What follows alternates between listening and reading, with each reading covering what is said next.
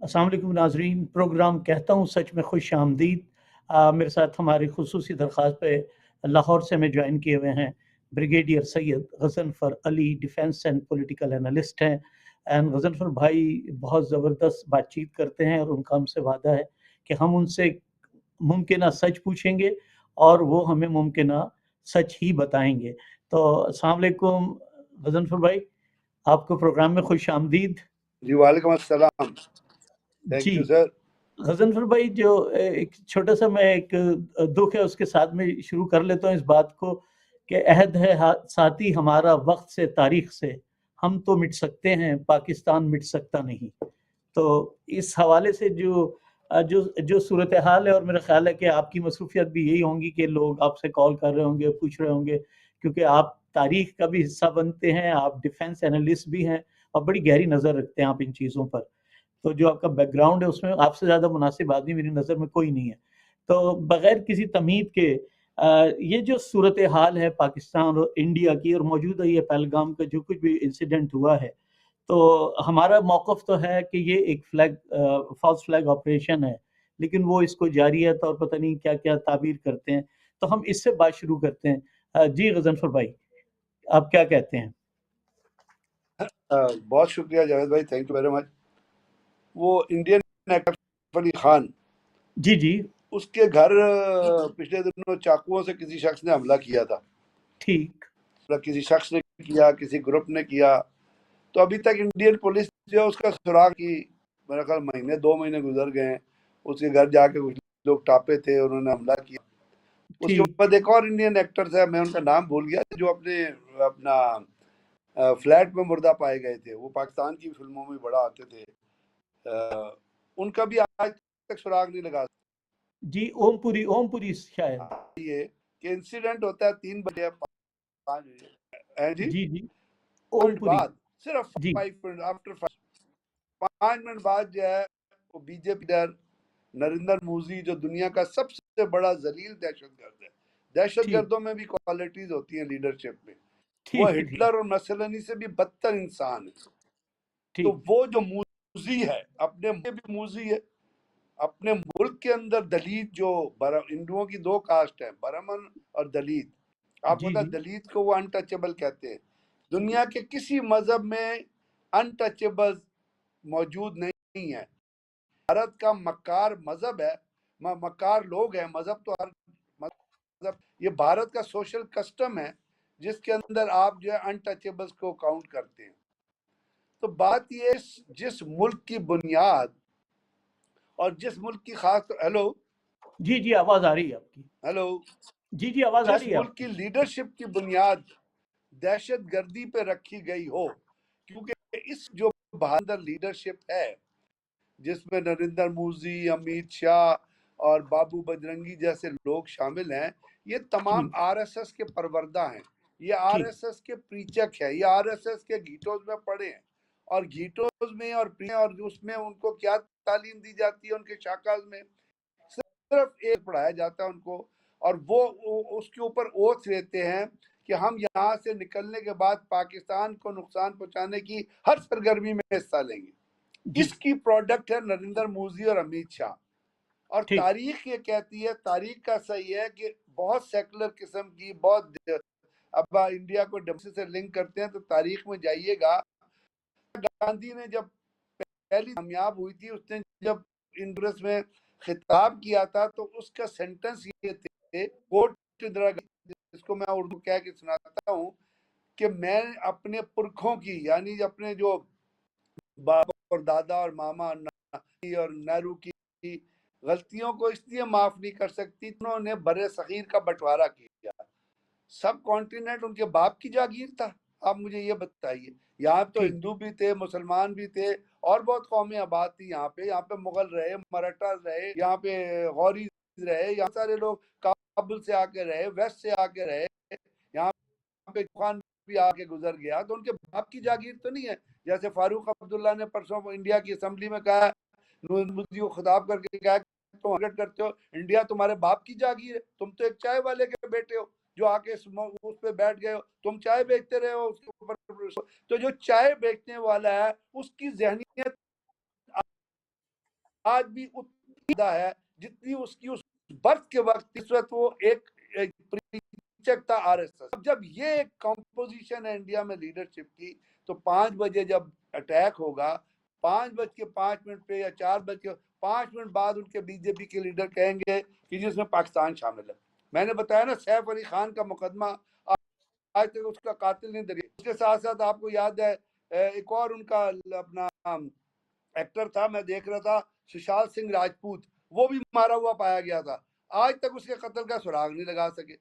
कौन सी ऐसी साइंस है दुनिया में? आप वेस्ट में रहते हैं, अमेरिका में रहते हैं, आपको पता है कि कोई भी क्राइम जब होता है उसकी इन्वेस्टिगेशन लगता है, उसकी फोरेंसिक टेस्ट होते हैं, उसमें कल्प्रिट्स की स्टेटमेंट ली जाती है, उसमें कोई ऐनी शायद गवाह होते हैं, कुछ सर्कुलर एविडेंस कलेक्ट किया जाता है। उसके बाद आप इसी जगह पाकिस्तान के बॉर्डर से 400 किलोमीटर दूर है, जो एक टूरिस्ट रिजॉर्ट है, जहाँ पे कोई सड़क नहीं है, वहां पे हॉर्स बैक पे जा सकता है जाता है या पैदल जाया जाए, तो वहां पे पाकिस्तान लोग यहाँ से जाके वो कहते हैं कि जी अटैक किया है या लोग शामिल है।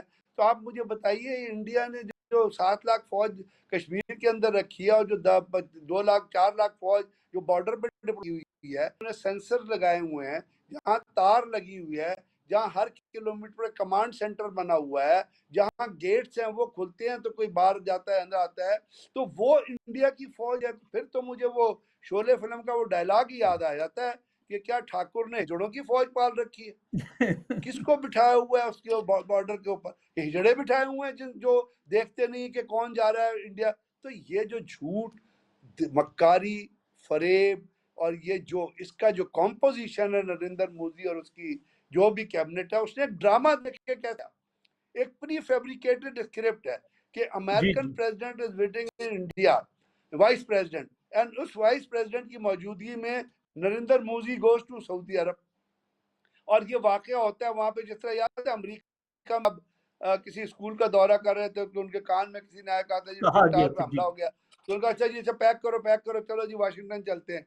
उसी से लीड लेके, उसी चीज से लीड लेके, जिस तरह इन्होंने जब इंडिया अमेरिका ने अटैक किया था ना वहां पे लादेन के खिलाफ, तो आप देखिएगा तस्वीरें उठा के हिलरी क्लिंटन और बहुत सर जोड़ के आपस में बैठे, वो जो उनका कमांड सेंटर है। इंडिया जी ने एक सर्जिकल स्ट्राइक्स की थी, अगर आप उसकी तस्वीरें उठा के देखेंगे ना, उसमें भी नरेंद्र मोदी कुछ लोगों के साथ सर जोड़ के बैठा हुआ है, और वो जी वो जाली सर्जिकल स्ट्राइक्स का ड्रामा रचाया था, क्योंकि स्ट्राइक का तो कॉन्सेप्ट ही डिफरेंट है ना। नरेंद्र मोदी मिलिट्री टर्मिनोलॉजी तो समझता नहीं है। जब पाकिस्तान में भारत के ऊपर हमला हो रहा था तो इंडियन एयर चीफ ने आज रात को हमला करो, तो इंडियन एयर चीफ ने कहा आज बादल बहुत है तो प्रॉब्लम, उसने कहा क्या क्या प्रॉब्लम होगी, जहाज जो है वो बादलों में छुप के चले जाएंगे, तो हम कर दो। ये नॉलेज का लेवल है, तो वो लेता है वेस्ट से। तो जिस तरह बुश ने किया था, इसी तरह सऊदी अरब गया, वहां जाके किसी ने बताया कि पहलगाम में हमला हो गया, वहां से कहा चलो जी चलो वापस चलो, स्टेट डिनर कैंसिल कर दिया, जी 26 जी लोग मरे थे वहां, उसमें जहाज मिडल ईस्ट में उसने एक इशू खड़ा कर दिया। साफ जाहिर है जब वो मिडल ईस्ट में मौजूद था, इसलिए वहां पे डिनर कैंसिल हुआ, तो लोगों ने उसको कंडेम किया। अमेरिकन प्रेसिडेंट मौजूद था इंडिया में, वहाँ पे इसने उस चीज का फायदा उठाने की कोशिश की, क्योंकि आपको याद होगा जावेद साहब कि जब बिल क्लिंटन ने 2000 में गालिबन दौरा किया था ना इंडिया का, तो इंडिया बिल का क्लिंटन जब पाकिस्तान दौरे पे आया था, तो हिंदू ने कोई 78 सिखों को गोली मार दी थी।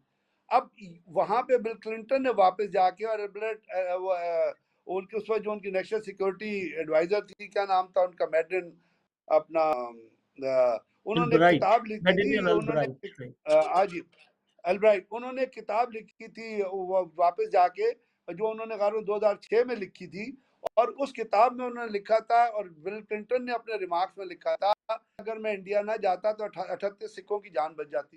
फिर जी मैडलिन अल्ब्राइट ने अपनी किताब माइटी और आईटी को इसका उस तरह का नाम था, उसमें उन्होंने ये कोट किया था। सिर्फ वहीं कोट नहीं किया था, आपको याद है कि वो जो अगर आप जाएं ना कांग्रेचुलर हियरिंग की फाइल्स के अंदर आप जाएं, तो उसमें आपको 2002 में वो जो कांग्रेचुलर हियरिंग हुई थी वहां पे आपको उसके अंदर ये नजर आएगा, ये सवाल पेश किया गया था वहां पे, कहा कहा गया था कि वो ये जो अपना 38 सिखों पे जो अटैक हुआ है ना, उसमें हिंदू मिलिटेंट्स इन्वॉल्व थे। और शामिल थे, जी जी। फिर जी हाँ, फिर वर्ल्ड वाशिंगटन लगाई थी 2002 में उन्होंने लगाई थी। उन्होंने लेकर finally admit responsibility, admitted that the evidence it used blame on Kashmiri was, ये उन्होंने इंडियन कॉन्फ्रेंस से लगाई थी। तो जी मेरा कहने का मतलब है कि कांग्रेचुनल हियरिंग में भी ये बात हुई थी, तो आज वाइस प्रेसिडेंट मौजूद है, उन्होंने उसी चीज को रिपीट किया। वही तो रेप्लिका ये है, जो राइट। चीजें ड्रामा जो रचाते हैं, उसके ऊपर इनका जो स्टाफ वो हमेशा झूठ और मक्कारी पे बेस करता है, धोखाधड़ी पे, दुनिया को धोखा देते हैं, अपने लीडर्स को धोखा। अपने एक अपना अवाम, एक किताब भी लिखी थी ताज होटल का जब अटैक हुआ था ना, तो जी जी उसके जी ऊपर बिट्रेयल ऑफ इंडिया की थी जो एलिस डेविडसन ने लिखी थी।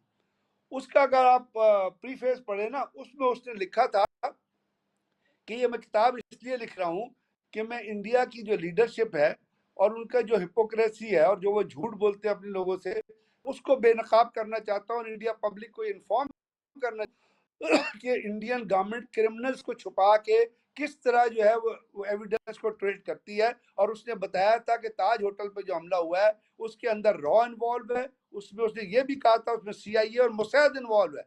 और जी जी, रॉ उनका का मकसद लोकल एक उसने आदमी बताया भी था उस मारा हमले का गया, राइट मकसद जी राइट। हाँ, उन्होंने उस हमले में कौन मारा गया था? करकारे मारा गया था, जो इंडिया का जी, एंटी टेररिस्ट स्क्वाड का चीफ था। क्यों मारा चीफ, गया? क्योंकि वो समझौता एक्सप्रेस की एविडेंस जो है वो जमा कर रहा था और वो इस कंक्लूजन पे पहुंच गया था कि समझौता एक्सप्रेस पे जो अटैक हुआ था उसके अंदर इंडियन मिलिटेंट्स इन्वॉल्व थे। उसके अंदर एक जी जर्नल जो उसको ट्रेन कर रहा था और उसने ये भी बताया था कि जो एक्सप्लोसिव इस्तेमाल हुआ था वो एक इंडियन आर्मी की एक बेस है, इंडियन आर्मी का एक ऑर्डिनेंस डिपो है राजौरी में, वहां से चुराया गया था। वो तमाम चीजें वो सामने लेके फिर आपको याद है सवामी असीमान था जो जेल के अंदर था, वहां कुछ मुसलमान लड़के कैद थे, उन्होंने उसकी देखभाल की। तो सवामी असीमान जब बाहर आया उसने इंडिया टुडे को इंटरव्यू दिया, उसने अपनी जो है वो स्टेटमेंट दी। उसने कहा जी ये जो ट्रिपल बॉम्बिंग हुई है, जो लोग जहाँ लोगों को मारा गया है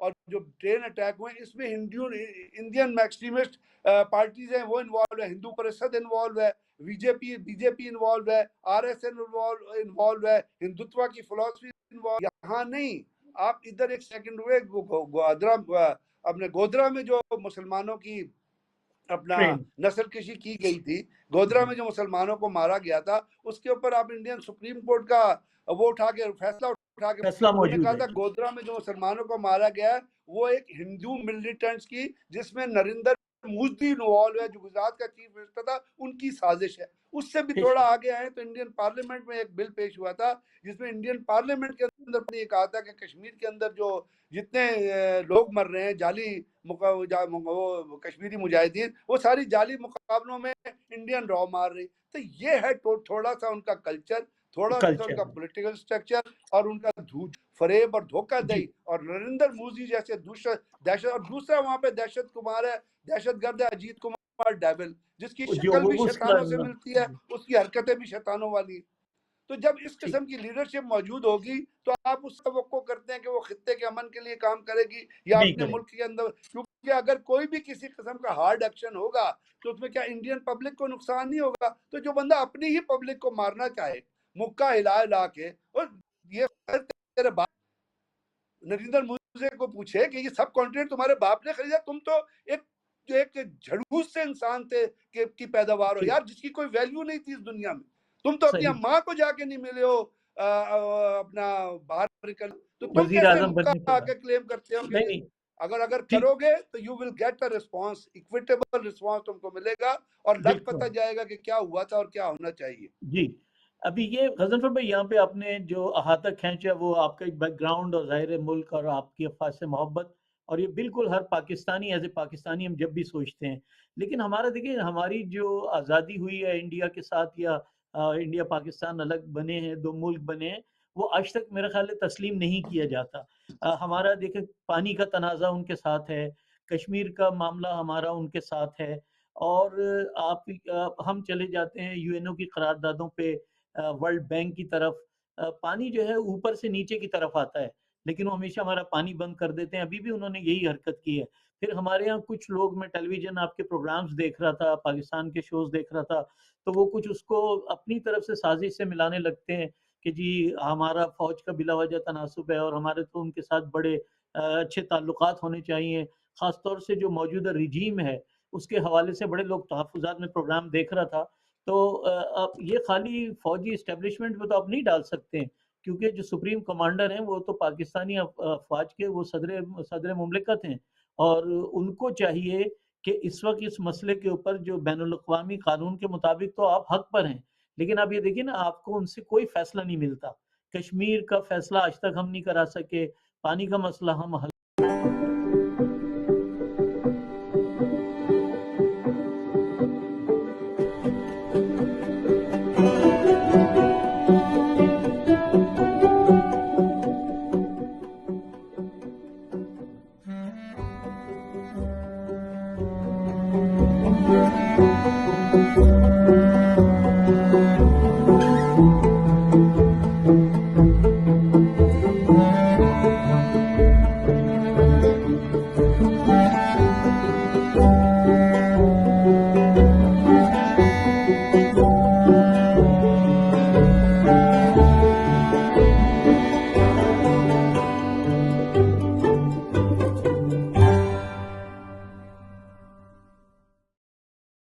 लाहौर से ज्वाइन किए हुए हैं ब्रिगेडियर सैयद गज़नफ़र अली। और जी गज़नफ़र भाई।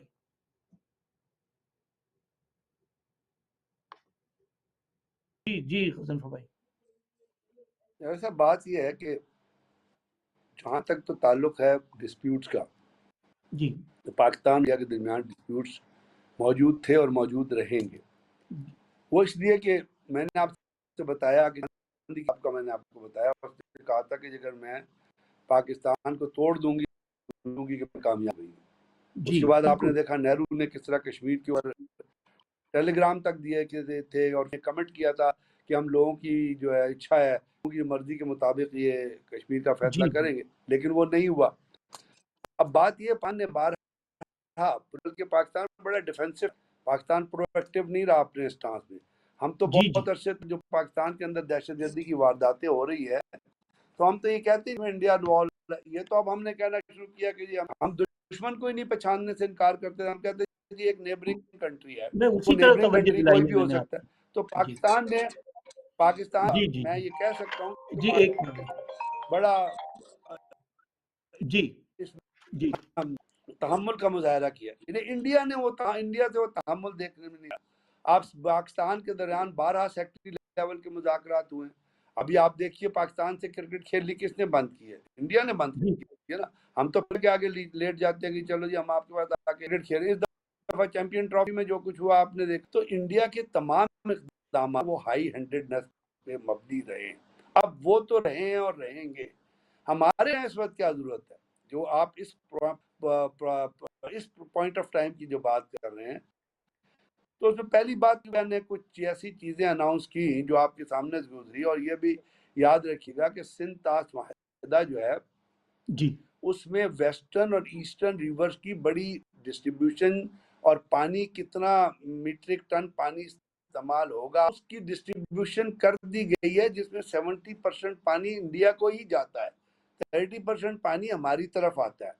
और उसके अंदर इंडिया, पाकिस्तान और इंटरनेशनल बैंक ऑफ रिकंस्ट्रक्शन जो है, वर्ल्ड बैंक का, वो उसके अंदर शामिल है। वर्ल्ड बैंक और इंटरनेशनल बैंक कंस्ट्रक्शन उसके गारंटर है। और उसका आर्टिकल 5 की क्लॉज 5 ये कहती है कि अगर दोनों मुल्क के दरमियान इंडस वाटर ट्रीटी के ऊपर कोई डिस्प्यूट होगा तो उसको आर्बिट्रेशन के जरिए जो है वो आर्बिट्रेशन के जरिए हल किया जाएगा। यानी आर्बिट्रेशन का मतलब ये हुआ कि आप तीसरी पार्टी को डालेंगे जो आपके मसाइल को हल कराएगी। अब पाकिस्तान पानी पहले भी आता रहा, कोई प्रॉब्लम नहीं हुई, लेकिन हुआ ये कि इंडिया ने कुछ ऐसे डैम बना लिए जो गैर कानूनी तौर पे बनाए गए हैं। जैसे थीन डैम है जो रावी पे बना है, जैसे उड़ी 1 और उड़ी 2 है जो पर बनाया गया है, जैसे किशनगंज है जो किशनगंज का रिवर पर बनाया गया है जो जेलम की बेसिक। तो अब उस और इसके अलावा इन इलीगल इकदामात को छुपाने के लिए इंडिया ने इसको कवर करने के लिए सिंतास माहिदा का सहारा लिया। पाकिस्तान जो है वो इंटरनेशनल कोर्ट ऑफ जस्टिस में भी जा सकता था और इंटरनेशनल वाटर काउंसिल के पास भी जा, और इससे पहले जो है ये भी थे, और हमारा एक वो था वो अपना चेयरमैन था, उसका नाम जमात अली शाह, वो जाके 3 दिन सोया रहा था, या वो पैसे खा गया था इंडिया से, जो गद्दारी की और जो अपना मुकदमा पेश नहीं किया, उसके बाद एक ऐसा इंटरनेशनल फोरम पे मुकदमा पेश हुआ था तो जो है वकील ही नहीं कर सका था। तो ये तमाम चीजें हमारी ही गैर जिम्मेदारी और हमारी ही जो कैजुअल जो एक अपनी जो पॉलिटिकल प्रेफरेंसेस की जो गलतियां उनकी वजह से हो रही है। कालाबाग डैम जहां तक जब तक वो तनाजे का शिकार क्यों रहा, पैसे खाए हुए थे बहुत सारी इंडिया से, एमक्यूएम ने पैसे खाए हुए थे इंडिया से, और पार्टियां एएनपी इसकी मुखालफत किया करती थी, हालांकि नौशेरा डूबने का कोई चांस नहीं था, डैम नहीं बनने दिए। तो इंटरनेशनल काउंसिल में जो गया तो उन्होंने कहा जी आप क्या बताया, रावी से जाके बहरा अरब में गिरता है तो आप तो उस पानी को कहीं रोकते नहीं है, आपको कोई डैम नहीं बनाया, आपको तो पानी की जरूरत। तो ये तो चीजें हो चुकी हैं। आज जो इंडिया ने इकदाम उठाए तो शॉर्ट टर्म में तो उसको जवाब देना जरूरी था पाकिस्तान को अपने इकदाम का, और वो पाकिस्तान की आज जो कुछ भी किया। अब यहाँ पे ये कहना पाकिस्तान को कहा है कि सियासी फायदा आने के लिए या पाकिस्तान की अदारों का कोई इसमें हल है, तो इससे की बात और एंटी स्टेट बात हो नहीं सकती। इसलिए इससे पहले भी एक हुई थी, और यही उस वक्त ये पार्टी थी अपोजिशन में, पोजीशन में थी जब आर्टिकल 370 इंडिया ने एनएल किया है आपका कश्मीर में। उस वक्त पीएमएलएन और पीपीपी जो थी अपोजिशन में थी, उस वक्त उन्होंने क्या इमरान खान जो है उसकी मर्जी से आर्टिकल 370 एनएल किया गया। तो ये हमारे यहाँ पॉलिटिकल राइवलरीज जो है, ये जो है हमारी जो कौमी हमियत है उसको बहुत ज्यादा नुकसान पहुंचाती है। और आज भी जो लोग ये बात कर रहे हैं वो पाकिस्तान नुकसान पहुंचा रहे हैं, क्योंकि पाकिस्तान जो इंडिया जो है वो जो अगर कोई कदम उठाएगा तो वो पाकिस्तान से तो कंसल्ट नहीं करेगा ना, बिल्कुल वो तो अपना पाकिस्तान ने तो पाकिस्तान गया है कि ताज होटल वो पठानकोट पे जब हमला हुआ था ना, तो प्राइम मिनिस्टर ऑफ पाकिस्तान तो उनको हमले की एफआईआर जो गुजरांवाला में दर्ज कर दी थी कुछ लोगों के खिलाफ। ताज होटल के ऊपर नवाज शरीफ की स्टेटमेंट मौजूद है ऑन रिकॉर्ड, वो कहता है जी हाँ जी हमारे लोग इन्वॉल्व थे। हम तो इस हद तक आगे चले जाते हैं कि अपने को खुद ही नुकसान पहुंचाने लगते हैं। तो बात ये, आज भी जो लोग कोई ऐसी बात करेंगे वो इसको पाकिस्तान के कॉज को डैमेज कर रहे हैं, क्योंकि जो कुछ इंडिया ने किया है इससे आगे भी अब भी बहुत सारे खतरात मौजूद है, जो पॉलिटिकल खतरात भी हैं, जो डिप्लोमेटिक खतरात भी हैं, और जो मिलिट्री खतरात भी है। तो हमें एज ए ये मुल्क तो है ना, मिट्टी है तो बाकी लोग हैं, ठीक है, हमारे पॉलिटिकल को डिफरेंसेस, वो डिफरेंसेस अपनी जगह पे रहेंगे, लेकिन जब it comes to against India आता है तो 7 लाख फौज जो इंडिया ने कश्मीर में रखी है वो पाकिस्तान के तो नहीं रखी ना, वो किस लिए रखी है उसने, क्योंकि कश्मीरियों की स्ट्रगल को कश्मीरियों की राइट ऑफ सेल्फ डिटर्मिनेशन को उन्होंने माना है। वहां जो 20 उन्होंने एंटी ह्यूमन जो लगाए हुए, जे पब्लिक सिक्योरिटी एक्ट है, टाडा है, पोटा है, जिसमें वो लोगों को पकड़ मारते हैं, फेंक देते हैं, मास ग्रेव्स हैं, वहां एक ग्रेव में उन्होंने 400 लोगों को दफन किया हुआ है, बच्चों का इंडियन आर्मी के लोग फॉर रैंसम में इन्वॉल्व है, लोग अस्मत दरी में इन्वॉल्व है, तो वो पाने पे तो नहीं कर रहे ना। बिल्कुल वो तो गवर्नमेंट है जिसके तहत वो कर रहे थे, ये कहना कि जी हमने अपनी स्टेबल, वो मेरा इंसान को ऐसी बात करने वाले शख्स को सोचना चाहिए कि वो किस हमियत से या किस फैमिली से ताल्लुक रखता है। यही देखें, मैं आपको इस हालात के अंदर जो भी आपने बड़ी खूबसूरत बात की है कि हमें सारी चीज़ों से तासुब से बालातर होकर, तो क्या ये इस वक्त की ज़रूरत नहीं है कि आप कौमी असम्बली, सेनेट का एपीसी बुलाएं, तमाम सियासी पार्टियों को जमा करें, इवन ओवरसीज़ पाकिस्तानी जो यहाँ पे एक मौसर आवाज़ रखते हैं, सिफारत खानों की सतह पर आप उनसे रब्ता करें, वो अपने लोकल ऑफिशियल से, जो हमारे यहाँ पे सियासी लोग हैं उनके साथ राब्तों में आए, हम अपने ग्रीवेंसेस बताएं, पावर टॉक्स विद पावर वाली बात करें कि भाई हम मतलब हम अपना कार्ड भी तो खेलें ना। हम लोग इस वक्त बहुत आपने खूबसूरत बात की कि लेकिन जब मुल्क ही नहीं होगा, जब जमीन ही नहीं होगी, तो आप किस चीज़ पे सियासत करेंगे? मैं शो देख रहा था, मुख्तलिफ पॉलिटिशियंस एक दूसरे की बात कर रहे हैं, तो वो बहुत अफ़सोस होता है। तो देखिए ना, या फिर हम ये कह सकते हैं कि हमें एक नया शिमला पैक्ट की ज़रूरत है, एक हमें नया इंडिया से एक नए माहदे की ज़रूरत है। मतलब हमें इस सियासी, क्योंकि ये काम तो सियासी लोगों का है ना, कि वो इसको इनिशिएट करें। फ़ौज तो खाली जंग लड़ सकती है, माज़ जंग पे जा सकती है, कुर्बानियाँ दे सकती है। तो ये तो इनका काम है ना हज़नफ़र भाई, ये कहाँ सो रहे हैं ये लोग? और ये इतने अरसे से, जब ये पानी का मसला आज का तो नहीं है। सर, बात ये है कि कोई एहसास ही नहीं है। देखिए, जी, लीडरशिप जो होती है ना, वो होती है जो, मतलब मैं अब क्या बताऊं, पाकिस्तान के अंदर इस वक्त जो लीडरशिप, और उनका ना विजन है ना उनकी साइट है। हमारे पास फॉरेन जी, मिनिस्टर ही नहीं है। बताइए। आपको वो है इस टाइम पे या इससे पहले भी एक फुल टाइम फॉरेन मिनिस्टर चाहिए है, जो 100% प्रोफेशनल हो। एक शख्स है जो आप इसहाक अकाउंटेंट। डार रहे हैं, जिसको आपने डिप्टी प्राइम मिनिस्टर लगाया, वो फॉरेन मिनिस्टर है। उसने पहले जी, फाइनेंस मिनिस्ट्री के साथ क्या किया, ये भी आपको पता है।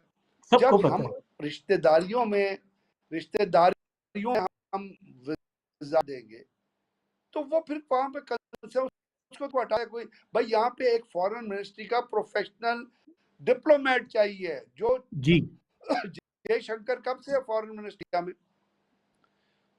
वो तमाम इची बिची समझता है, अब चलता है। हम अरे सियासत की मिनिस्ट्रीज को सियासत की नजर कर दिया हमने, मुल्क के इंस्टीट्यूशन। तो आप बताइए ना, फिर जो आप कह रहे हैं कि जिस तरह जितने डैम इंडिया ने बताए हैं और हम उनको बनाने रोक सकते हैं इंडस वाटर ट्री के बावजूद, इससे कि हम अपना मुकदमा नहीं लेके जा सके।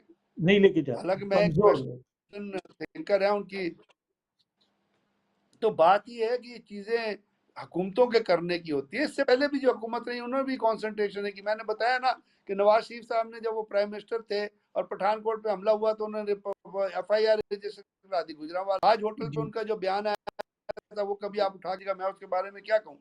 तो जब आपके कॉज को आप खुद ही नुकसान पहुंचाएंगे, तो आप मुझे बताइए ना कि क्या उसका डिलीवरेंस होगी। आज हमें, आज कुछ लोग समझ सकें इस चीज को, ये हम एक बहुत ही नाजुक दोराहे पे खड़े हुए हैं। हमारे बेइंतहा। अंदर, आप पॉलिटिकल छोड़ दे, यहाँ पे जो दहशत गर्दी का अफरियत नाच रहा है, और जो उन फितना खारिजों को जिस तरह इंडिया इस्तेमाल कर रहा है अफगानिस्तान, वो उसकी जो कैजुअलिटीज हो रही हैं, वो आपके सामने। एक जगह एक वक्त में 20-20 50-50 लोग जो है वो शहीद हो जाते हैं। पाकिस्तान उनको उनके खिलाफ ऑपरेट। तो इस वक्त इस सिचुएशन में आपको ऐसा शख्स चाहिए जो पॉलिटिक्स को समझ, जो पॉलिटिकल रियलिटीज को समझ, जो पढ़ा लिखा हो। ऐसा आपको ऊपर टॉप पे प्राइम मिनिस्टर चाहिए, जिसका कुछ स्टडी हो, विजन रखता हो, जो कोई स्कोप रखता हो। अब हमारे यहाँ क्या है, मैं इसके ऊपर कुछ कहना नहीं चाहता। आपको खुद ही पता है किस किस्म की लीडरशिप इस वक्त पाकिस्तान में मौजूद है। मौजूद है। नहीं, बहुत ये अफ़ज़ल भाई, आपने बहुत खूबसूरत बात की कि मुल्क जिस वक़्त इस बहुत हमेशा की तरह एक बहुत ज़बरदस्त नाज़ुक दौर पे है। एक तवील अरसे के बाद जो हमारी अवाम ने, हमारी अफ़वाज ने, दफ़ा इदारों ने कुर्बानियाँ दी, मुसलसल दे रहे हैं। आज की तारीख़ तक आप देखिए, हमारा बलूचिस्तान प्रोविंस, हमारा खैबर पख्तूनख्वा प्रोविंस जल रहा है। हम कहाँ दानाहे पे खड़े हैं, बिल्कुल तबाही के खाक में बदन, मेरे मुँह में खाक। लेकिन आप ये देखिए कि, और आपने बड़ी अच्छी निशानदेही की कि हमारे जो सियासी लोग हैं, वो आज भी सबक लेने के लिए तैयार नहीं है। आपने आपने जो इशारा किया, इवन जो मौजूदा गवर्नमेंट है, उनका जो सियासी गवर्नमेंट की मैं बात कर रहा हूँ, कि उनका भी अभी भी बड़ा माज़रत ख़्वाहाना रवैया है, और वो बिल्कुल भी उस पे, ख़ास तौर से नवाज़ शरीफ साहब कोई बात नहीं करना चाहते। किसी किस्म का भी उनका एक अजीब झुकाव है ये इस तरफ, और अजीब-अजीब उनके स्टेटमेंट है, जिसका बारहा आपने इशारा किया, पहले भी कई प्रोग्रामों में आपने बड़ी खूबसूरत निशानदेही की है। और हम यही दुआ कर सकते हैं, क्योंकि कोई भी बला जो है ना गज़नफ़र भाई, दुआओं से नहीं टलती है। ये आखिरी फ़ैसला जो है, या तो अवाम और फ़ौज मिल के लड़ें, वरना फिर आप किसी ऐसे साने के लिए तैयार हो जाएँ जो हमने पहले भी भुगते हैं। बिल्कुल आखिरी लम्हात हैं। आप कोई ना कोई तो रोशनी की तरफ आप हमें इशारा करें कि कहीं से हमें कोई ऐसी रोशनी टनल के पार कोई रोशनी नज़र आए कि जिसमें ओवरसीज़ पाकिस्तानी कोई किरदार अदा कर सकते हो, जिसकी मैं निशानदेही कर रहा था। तो कुछ बिल्कुल आखिरी लम्हात हैं, आप क्या कहेंगे? फिर हम प्रोग्राम खत्म करेंगे। जी, जी गज़ल सर, ओवरसीज़ पाकिस्तानी तो बहुत किरदार अदा करते हैं, जो वो तरसीलात तरसीलात जो ज़र ना जी, पाकिस्तान इसके को अलावा भी। जी हाँ, जी, जी हाँ, तो वो उसके अलावा तो अल्लाह का शुक्र है, मैं तो सिर्फ एक चीज़ की निशानदेही की है जो पॉलिटिक्स से ताल्लुक रखती है। बाकी जी, Pakistan is in safe hands. यदि अगर इंडिया ने कोई भी किसी किस्म का मिस एडवेंचर करने की कोशिश की, तो आपके तारीख के अंदर एक रिकॉर्ड मौजूद है। जब उन्होंने बालाकोट में आके तोबे मारे थे, तो जी, पाकिस्तान ने दिन दहाड़े अटैक किया था, ताकि जी, जी, टारगेट किया था उस जगह को जहाँ आर्मी चीफ बैठा हुआ था। अगर एयरफोर्स चाहती तो इंडियन आर्मी चीफ के छीतड़े उड़ सकते थे। वो जी, जी, कमांड जी। पोस्ट पे फायर करते, ऑपरेशन रूम पे जहाँ वो ब्रीफिंग दे रहा था, तो ये उसकी तो लास्ट पिछली में गवर्नमेंट में जो मिस हुआ किया। था, इमरान खान साहब की गवर्नमेंट में। जी, इमरान जी, खान जी, की गवर्नमेंट ने उन्होंने कहा था हमने कि जी, और इमरान खान ने कहा था कि जी अगर आप कुछ करेंगे तो हम आपको जवाब देंगे। तो इस जवाब किस्म का देंगे, जवाब आज भी उन्होंने कहा जी अगर हम कुछ करेंगे तो देंगे, तो जवाब तो हमने देना है। इंशाल्लाह। अच्छा, कोई ऐसी बात नहीं है ना मायूसी की, पॉलिटिकली चीज को हैंडल पहले करना है, एस्केलेट ना हो। और पॉलिटिकली हैंडल करने के लिए आपको विजन और नॉलेज की बहुत जरूरत होती है, और अगर वो विजन, नॉलेज और वो फोरकास्टिंग आपके पास मौजूद नहीं है, तो हमारे जो फैसले हैं और पॉलिटिकल हार्मनी नहीं है मुल्क के अंदर, तो फैसले जो है तौर पे एक आवाज के तौर पे नहीं जाते। मुख्तलिफ, जैसे आपने बताया, मुख्तलिफ बातें कर रहे हैं, तो वो उस तरीके से फिर सामने आते हैं। बेशक। गज़नफ़र भाई, आपके टाइम का बेहद शुक्रिया, और मैं इस दुआ के साथ इस प्रोग्राम को ख़त्म करता हूँ जिसकी आपने निशानदही की कि हमें एक सियासी क़ुव्वत की ज़रूरत है, जो आके